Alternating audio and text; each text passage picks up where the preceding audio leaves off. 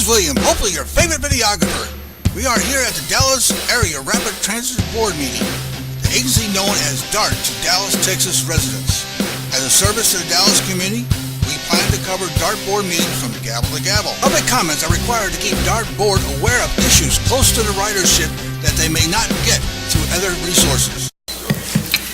Good evening. It's 6:41 p.m. and we will begin our November 15th Dallas Area Rapid Transit Board meeting. The first item we have on the agenda are the approval of the minutes from the October 25th meeting. Do we have a motion to approve the minutes? Motion and a second. So all in favor? Aye. Okay, the minutes will stand as written. The next item on the agenda is an item from Texas Transit Association. We have a recognition. Thank you for coming.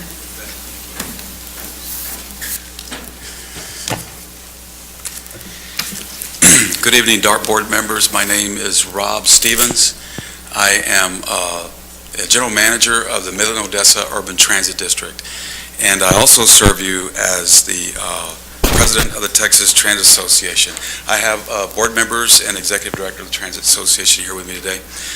What I want to do was I wanted to take this opportunity to recognize Mr. Gary Thomas for his contributions to transit. He was awarded the APTA General Manager of the Year award in September in Los Angeles, and we're very proud of him. We're extremely proud of him and all his accomplishments, which are numerous. Over the last 2 decades, you know them all. One of the longest light rail systems in North America is right here in this community right here. Consistently bringing in projects under budget and ahead of schedule. Here recently, your 20-year financial plan that's got 2 major projects, your suburban rail and your downtown subway, amazing projects, amazing accomplishments. I'm inspired by them, and we're very proud of them. His contributions in connecting communities through transit-oriented development, it makes it look easy, but it's not. It's not easy. I was this morning at the Transit Coalition in North Texas and got to hear Victor Vandegrift, Commissioner with TxDOT, speak about the process. And, you know, the process, how difficult it is to move projects through that process, you know, to pick the projects, to fund the projects. And so I thought about today, and I thought about Mr. Gary Thomas and, you know, and how difficult those things are and how easy it makes it look. And so we are, once again, very proud of him. I'm particularly grateful to Gary for his contributions to Texas Transit. He's served on our board for numerous years, and in the past several years, he's made contributions that have, I think, made our association a stronger and more resilient organization. In 2014, he hosted after a long hiatus without any training opportunities, Gary and his staff hosted the rodeo, the bus rodeo, where lots of managers and bus operators and maintenance folks get to come together and network and get to test their skills and hone them, you know, in an environment. And Gary's very gracious to do that, and also hosted the legislative days that year. So we're very grateful to him for that. His leadership in establishing, you know, helping us with financial policy at our association and vision, giving us some vision, helping us keep our association of 65 rural and small urban and the rest of the metros in Texas together. You know, it's a tough thing to do, but he makes it look real easy. And we are very grateful for him dedicating his time, his talents, and his staff to doing that for us. So we didn't know any other way to tell him thank you other than to come here today and help celebrate that, continue that celebration of him earning that General Manager's Award. So we want to do this morning to help join us in telling him thank you. We framed up his picture for him. We stole that picture from, isn't that nice? Yeah. That was in the hallways, yeah.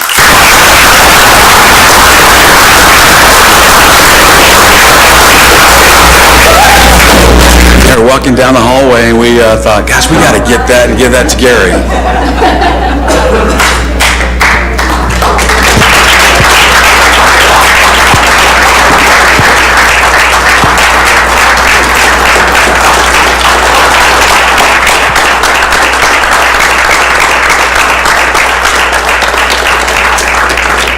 Certainly, I appreciate this. It's certainly a team effort.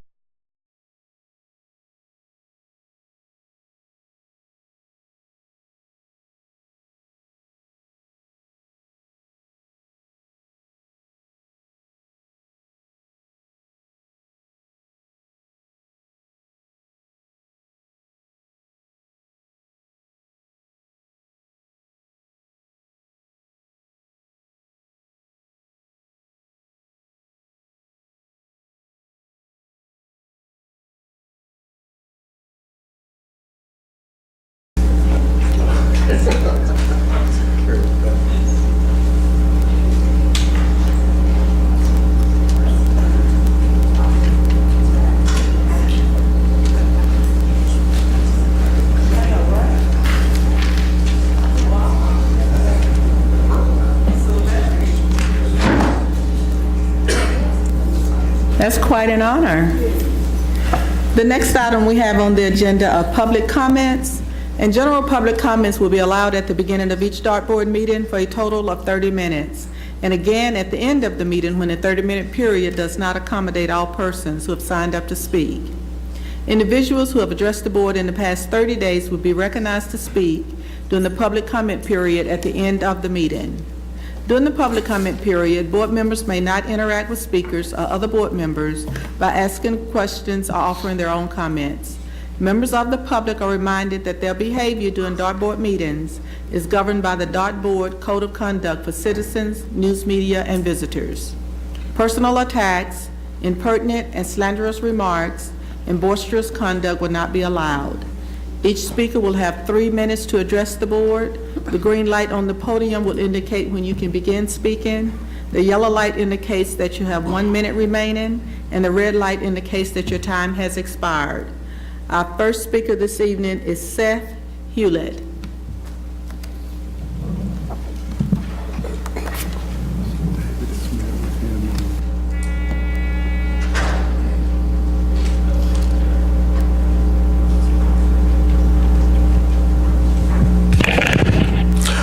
I want to thank the board for allowing the public comments and for listening to me. I spoke last time about a subject, but I'm talking about a different subject now. I don't know if you guys have implemented the 15-minute break rule yet, but I'm still for it. If you have, congratulations. On the computer system for the buses, there could be a way with the GPS to integrate it so that people don't miss transfers as much. I know that you time the schedules so that people don't miss it, but if the rail is coming in at a bus stop and the bus is sitting there, but because the rail has not moved off, but the bus takes off, it can't pick up passengers. And there's a few other times if it's running 1 or 2 minutes late or behind, that the computer system could be altered to allow for people not to miss. In the meanwhile, I've heard from the people that take the bus that the northern service could learn from the central service area, that the central service area seems to make their connections very well, looking out for people and making sure connections go better. And then the last thing, I'm looking forward to trying to organize a donation for your organization. So.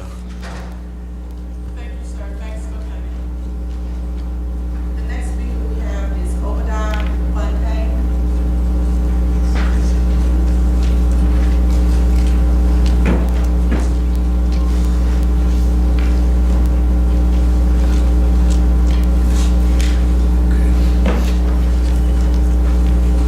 Good afternoon, ladies and gentlemen.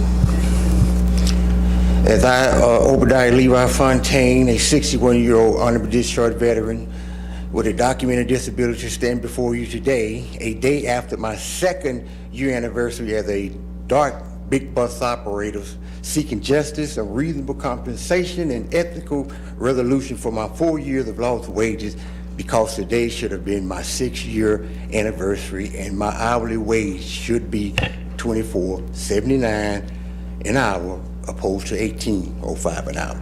However, during my interview back in April 2011 for the position of student bus operator. The interviewer and I had a respectable disagreement concerning unions. The interviewer expressed unions were not all they was cranked up to be, and I expressed that unions were beneficial because many employees simply cannot summon the courage to speak for themselves. And I further disclosed my past association with local Union 100 in Washington, D.C. as a union organizer, and obviously the interviewer blackballed my name to ensure I was not selected for the position of student bus operator. Therefore, from April 2011 until August 2014, my application was rejected 7 times for reasons which I discovered was untrue. The most noted reason that my application was rejected 7 times, which I proved was untrue: 1, my Class A CDL license was not passenger endorsed; 2, my interviewer score was lower than the other applicant; 3, I had less than 1 year of customer service; 4, I was told a computer select which applicant moved forward to an interview based off their experience; and 5, my employment history was unstable. The proven fact of any of the above reasons were valid. I would have never been hired on November 14, 2014. Furthermore, if my complaint was without merit, there never would have been a reason to interfere with my processing of my union application to file my complaint, where I was forced to contact the union president in Washington, D.C. to become a union member. So this got documented. If my complaint was without merit, there would have never been absolutely no reason to harass me with unnecessary write-ups, threatening my employment with dog to where I had to be hospitalized and court-ordered Parkland inpatient psychiatry for 12 days for the mental stress of possibly being terminated for preparing to file this justified complaint. My resume speaks for itself on my application to become a student bus operator back in April 2011, and the fact that I was an honorable discharge veteran with a documented disability who served 10 years defending our freedom and democracy. Documents provided. Therefore, I'm respectfully and humbly requesting that the members of the dog board request that I be granted $100,000 for my 4 years of lost wages, and that my hourly wages be increased to $24.79. Thank you, ladies and gentlemen, for your time listening to my... Thank you, Mr. Fontaine. The next speaker we have is Clifford Martin.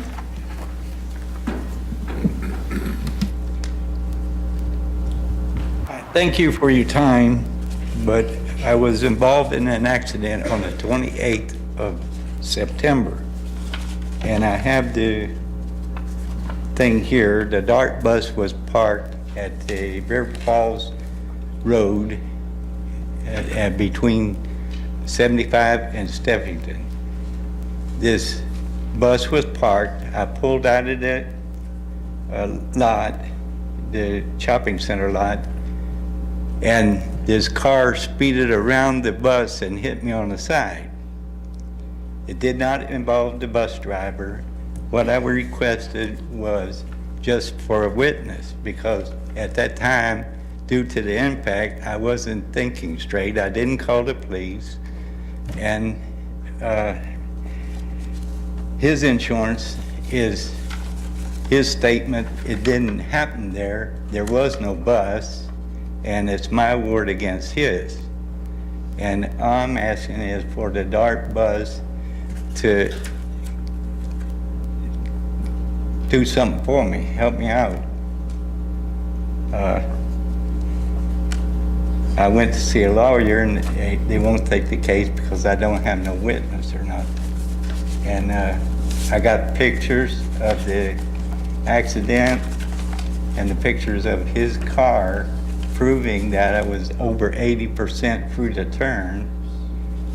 The bus was sitting still, and I was not wrong for pulling out.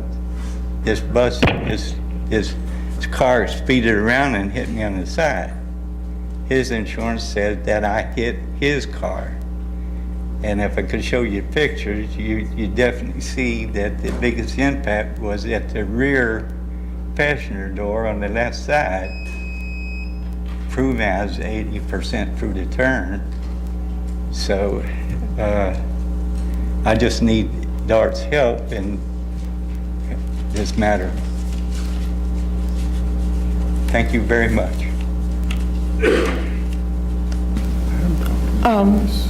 Thank you, Mr. Martin. Maurice, can you please speak with Mr. Martin for me? If you could talk to that gentleman right there, please. Yes, sir. Thank you. Thank you. The next speaker I have is Crispin Lawson.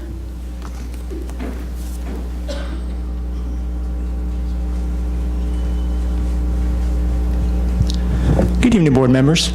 I'm here on behalf of the Friends of the West End Commons, which is a community organization whose mission is to create a new public space next to the West End train station, which will create an enjoyable gathering place for residents and transit riders and workers in the neighborhood, and also try to improve public safety in the vicinity.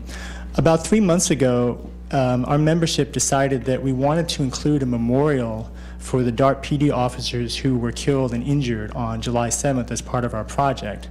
We thought the space would be appropriate for it because it's about a block away from the incident site, and a lot of the officers who were involved were oftentimes assigned there. And of course, we wanted to honor the hard work that the DART officers put in out there and their sacrifice. At the time and since then, we've repeatedly asked DART staff how we could work with DART and contact the officers' families and the officers themselves to push this project forward. And although the DART staff has been supportive verbally, we haven't been provided any information about how we can move forward or even have gotten a lot of responses from staff. It's kind of baffling because of the nature of the proposal. We figured this would be kind of a no-brainer. So I'm asking that as a result of me being here tonight, DART assign a staff member to work with us to try to bring the memorial to fruition. It's important for us to move quickly forward on this proposal because we would like to have the memorial in place for the 1-year anniversary of the incident. And also, we're in the middle of putting in a grant application for a very large amount of money. And if we can provide more information about the memorial and DART's participation therein, we feel that the grant will have a much better chance of success. We, as a community, feel that the officers deserve a permanent memorial, and we want to do everything we can to make that happen, but we really need DART's participation for that to happen. So thank you very much for your time and attention. Thank you, Mr. Lawson. And while you're here, Nevin Grinnell, if you could visit with him, please. All right, thank you. Next, we have Paul Wilson.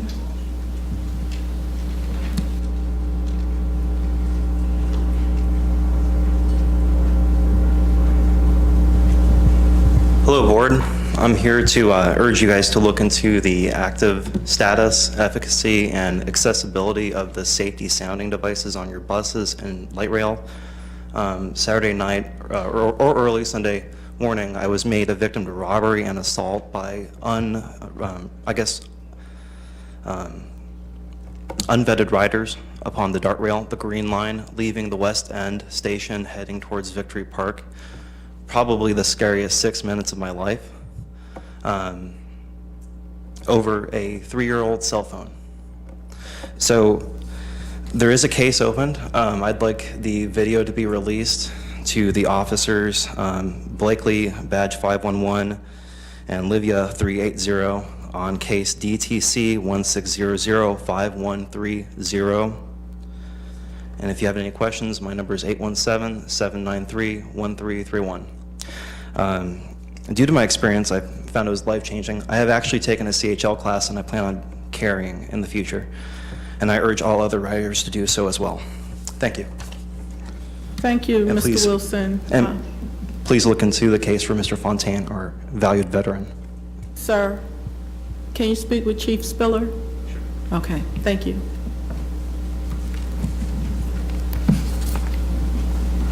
The next item we have is item number 4, which came through the Operations, Safety, and Security Committee. Mr. Carazales. Yes, Madam Chair. Item number 4 is contract for security guard services. Came to the Operations, Safety, and Security, was unanimously approved, and we'd ask for final approval tonight. Make a motion that item be approved. Okay, we have a motion and a second for item number 4. All in favor say aye. Aye. Anyone opposed say no. Okay, the item passes unanimously.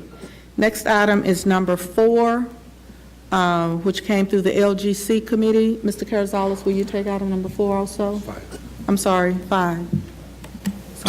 Yes, Madam Chair. Item number 5 is approval to extend an interlocal agreement, ILA, among Dallas Area Rapid Transit Bus Service, LGC, the City of Arlington, and the Fort Worth Transportation Authority, the T, for bus service and related planning services through December 31st, 2017, an amendment of DART LGC fiscal year 2017 annual budget to reflect the extension of the agreement. Second. Okay, we have a motion and a second for item number 5. All in favor, say aye. Anyone opposed, say no. Okay, the item passes unanimously. Item number 6 came through the Executive Compensation and Goals Committee. We have 6, 7, 8, 9, 10, 11, 12, 13. Mr. Adams? With all due respect, I think it may be more appropriate to try to do them one at a time. Yes, please. Okay. Item number 6. Item number 6 is President Executive Director's FY 2016 goals-related compensation approved earlier today by the Committee of the Whole, and I move approval. Okay, we have a motion and second for item number 6. All in favor, say aye. Aye. Anyone opposed, say no. Okay, the item passes unanimously. Item number 7, yes, ma'am. Review and amendment of President Executive Director's FY 2017 goals and performance measures, also approved today, and I move its approval. Okay, motion and second for item number 7. All in favor, say aye. Aye. Anyone opposed, say no. Okay, item number 8. Yes, ma'am. Approval of FY 2016 performance review and compensation for General Counsel, also approved at today's Committee of the Whole meeting. I move its approval. Okay, motion and second for item number 8. All in favor, say aye. Aye. Anyone opposed, say no. No. Okay, no. Let the records reflect. You see, you got your nose? Okay. Item number 9. Yes, ma'am. Approval of revised job description for General Counsel, also approved in the committee today. I move its approval. Okay, motion and second for item number 9. All in favor, say aye. Aye. Those opposed, say no. Okay. Item passes unanimously. Number 10. Approval of FY 17 goals and performance measures for General Counsel, also approved in committee today. I move its approval. Okay, motion and second for number 10. All in favor, say aye. Aye. Anyone opposed, say no. Number 11. 11 is approval of FY 2016 performance review and compensation for Director of Board Support, also approved in committee today. I move its approval. Okay, motion and second for item number 11. All in favor, say aye. Aye. Those opposed, say no. No. Okay. The ayes have it. Item number 12. This is approval of revised job description for Director of Board Support, also approved by the committee. I move its approval. Okay, motion and second for item number 12. All in favor, say aye. Aye. Those opposed, say no. Item number 13 is approval of FY 17 goals and performance measures for Director of Board Support, also approved by the committee, and I move its approval.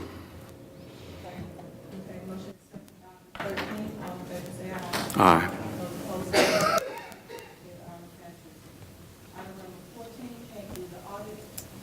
Item 14 came through the Audit Committee. Ms. Gates? Yes, Madam Chair. Yes, Madam Chair.